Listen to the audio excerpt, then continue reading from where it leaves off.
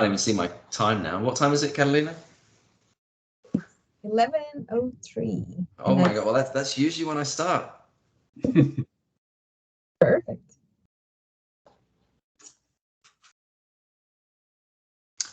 All right, so yeah, hello everyone, and welcome to the final Nav Hub talk for the year. It's only 2 weeks until Christmas Eve, so I have finally lost my humbug attitude and donned a festive silly hat.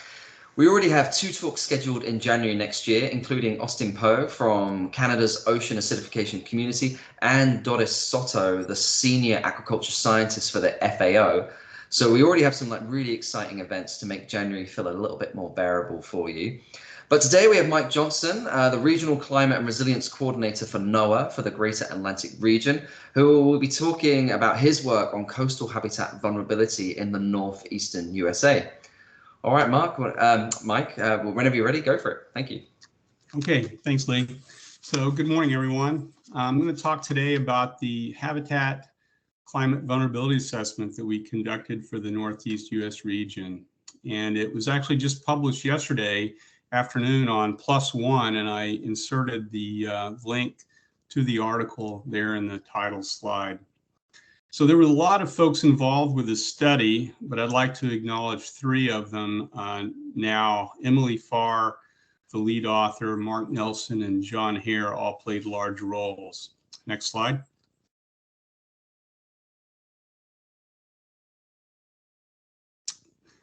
The goal of the project was to develop a climate vulnerability assessment that we could use for habitats that could be used by regional fisheries, habitat, and protected species managers, and also by scientists. Next slide, or next, thank you. This was a comprehensive and a large-scale climate vulnerability assessment that included habitats from Cape Hatteras, North Carolina, to the border with Canada. Next slide. The study adds to an expanding toolbox of NOAA climate vulnerability assessments, including a fish stock for the Northeast region, Pacific salmon and Bering Sea vulnerability assessments, a socioeconomic assessment for fishing communities, and 7 others that are currently in progress, including marine mammal, sea turtle, and some regional fish stock assessments. And although habitat was included in the fish stock assessments, they were a minor component and did not fully account for habitat vulnerability. And that's the objective of this study. Thank you. Next slide. So we assessed 52 habitats from 3 ecological systems, the marine, estuarine, and riverine. And 2 of the habitats were unique to the marine and estuarine systems, the deep sea corals and the emergent wetlands, respectively. Next tab. In the marine system, we assess separately the intertidal, nearshore, and offshore habitats.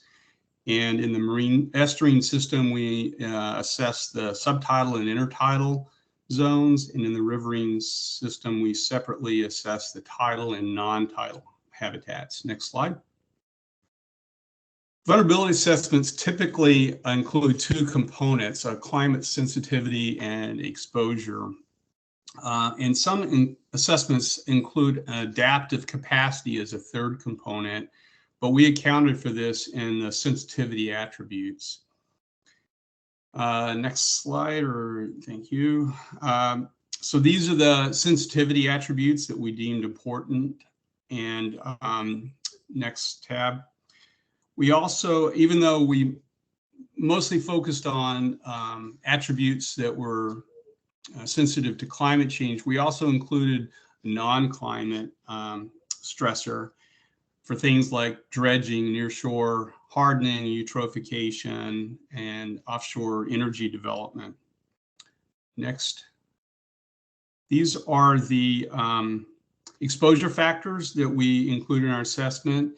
And I'd like to point out that not all factors are applicable to all of the habitats. So for example, the stream flow and stream temperature are only applicable to the riverine habitats. Next. So the combination of climate sensitivity and climate exposure gives us a measure of the habitat climate vulnerability. Next slide. The framework uses expert elicitation, which relies on expert knowledge to score the sensitivity and exposure. And we also provided scores with environmental profiles of each habitat that were prepared in advance to supplement the information used by the scorers. There were 15 habitat experts, 5 for each of the systems, and 5 climate experts that scored the exposure factors. We use a combination of in-person and virtual workshops that were able to allow us to leverage the collective knowledge of the group and also help identify any discrepancy among the scores for things like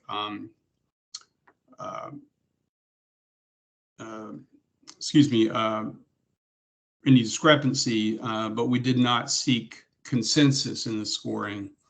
Next. The habitat experts were asked to distribute their scores between low, moderate, high, and very high scoring bins that were defined in advance, and they could spread their scores, their 5 tallies across the scoring bins for to account for things like geographic variability and uncertainty in the sensitivity. Next. And then finally, the maps of the habitat occurrences and the projected climate exposures were visually integrated by the experts to score the habitat's climate exposure. Next slide. So this figure shows the results of the assessment, and with the climate exposure rank on the x-axis and the sensitivity on the y.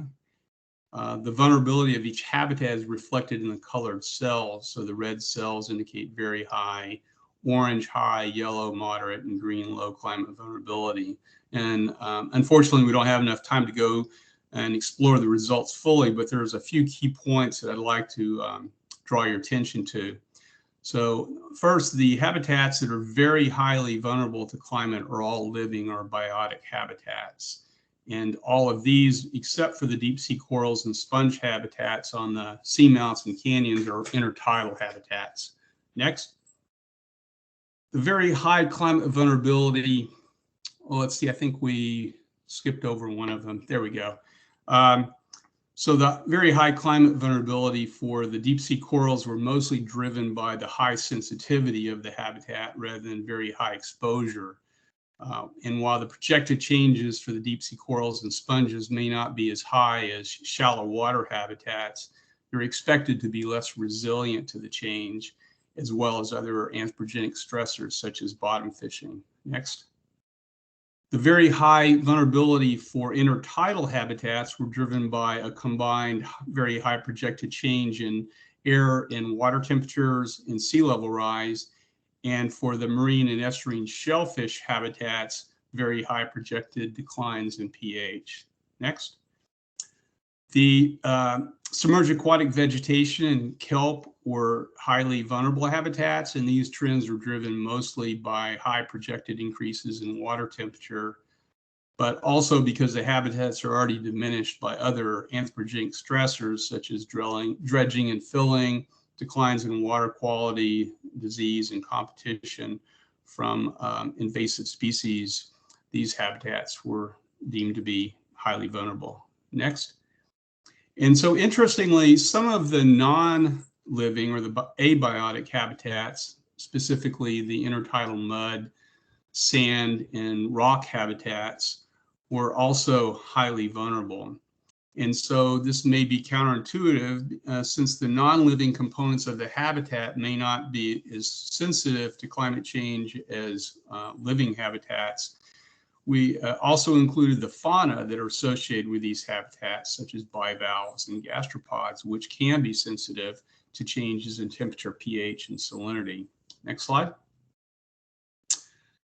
So some of the applications for the study may include new habitat or essential fish habitat designations or habitat area of particular concern designations, and for EFH consultations. Next.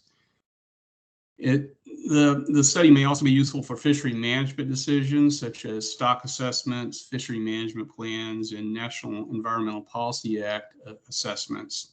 Next. And as aquaculture and offshore wind development grows, this assessment may be useful in citing these types of projects. Next. The results may also be useful for coastal resource managers for habitat restoration and protection, and such as in state or federal parks and research reserves. And then lastly, next slide or next tab. We developed this framework with the hope that it could be used as a template for other regions or other countries. Next slide.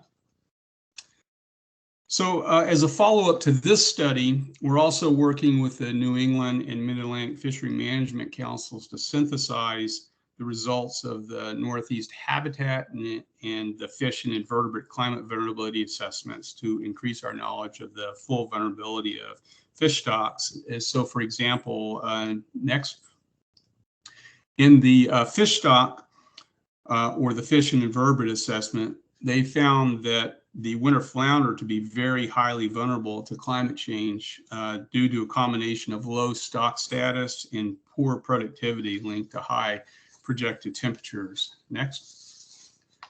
And then this study found that the habitats that were important to winter flounder, specifically submerged aquatic vegetation, intertidal sand and mud, and tidal emergent wetlands, to be very highly or highly vulnerable to higher air and water temperatures, sea level rise, and habitat fragmentation. So this begs the question, does the climate vulnerability of these habitats influence habitat utilization of winter flounder and its overall climate vulnerability? And it suggests that there's a critical nexus of climate vulnerability for the species. Next. Oh, one more. So as I mentioned earlier, there was a lot of people involved with this study across many NOAA line offices, as well as other federal agencies and university partners. And just like to give a shout out to them, since this study would not be possible without their participation and expertise. Thank you very much. Thank you very, very much, Mike. Does anyone have any questions for Mike?